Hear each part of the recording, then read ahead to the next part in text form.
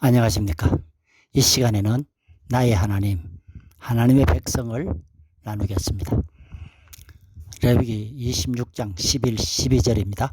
내가 내 장막을 너희 중에 세우리니 내 마음이 너희를 싫어하지 아니할 것이요 나는 너희 중에 행하여 너희 하나님이 되고 너희는 나의 백성이 될 것이니라. 우리는 쉽게 나의 하나님이라고 합니다. 그런데 하나님께서 나는 너를 모른다 한다면 그 하나님은 자신이 만든 하나님이 됩니다. 이미 앞에서 성경의 모든 가르침에는 조건이 있다고 했습니다. 문제는 사람의 계명으로 하나님은 우리를 무조건 사랑한다고 가르친 것입니다. 성경에 무조건은 거의 없습니다. 아가페의 사전적 의미를 이미 대형 사전을 통해서 의지적인 선택, 존중하다를 보았습니다. 하나님을 존중한다면 의지적으로 선택을 해야 합니다. 무엇을 선택해야 하나? 조건이 있다는 것입니다. 조건을 따르든지 아니면 무시하든지 둘 중 하나를 선택하라는 거죠. 처음부터 그랬습니다. 선악을 알게 나무의 실과를 따먹으면 죽는다. 이게 조건이잖아요.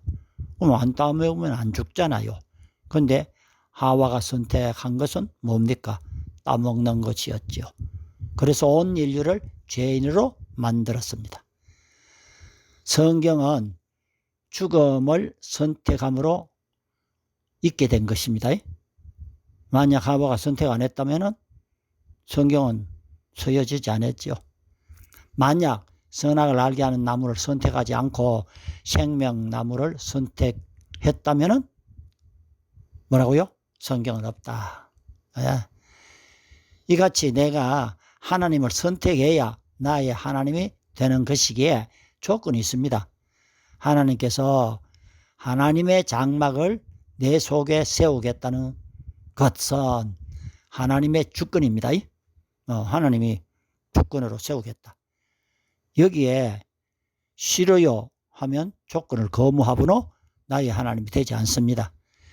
현실 교회의 문제는 하나님의 장막을 각자 심령에 받아들이지 않았는데도 하나님의 자녀라고 해주니 그런 줄 알고 하나님 아버지라고 부릅니다. 교회 갔더니 목사님이 너의 영적 아버지니 아버지라고 부르라고 하면 쉽게 목사님 아버지라고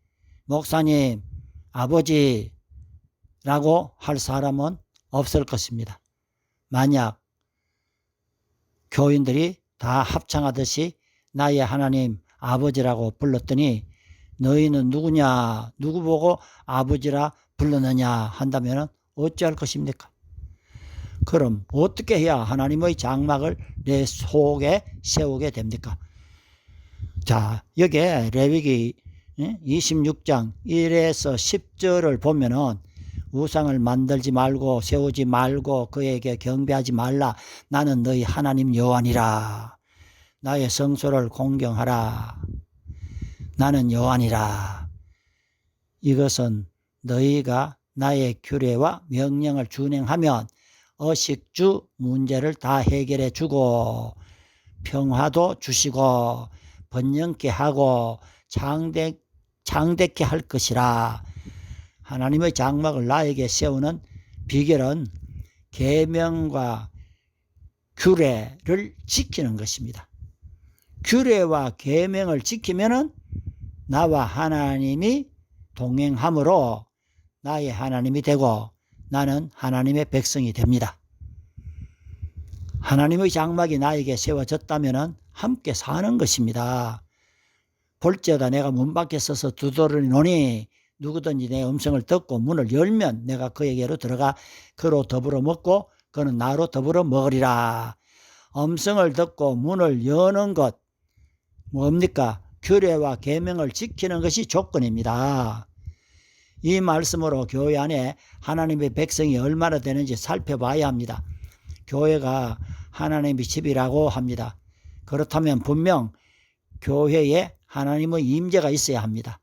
거룩하신 하나님이 함께 한다면 분명 교회도 거룩으로 의가 나타나야 합니다. 말로는 하나님이 함께 하신다고 하는데 실상은 그렇지가 않습니다. 현실 교회를 보십시오. 탐심의 유상, 만몬의 신에 지배되고 있습니다. 하나님과 재물을 겸하여 섬길 수 없습니다. 대부분의 교회들은 계명을 버렸습니다.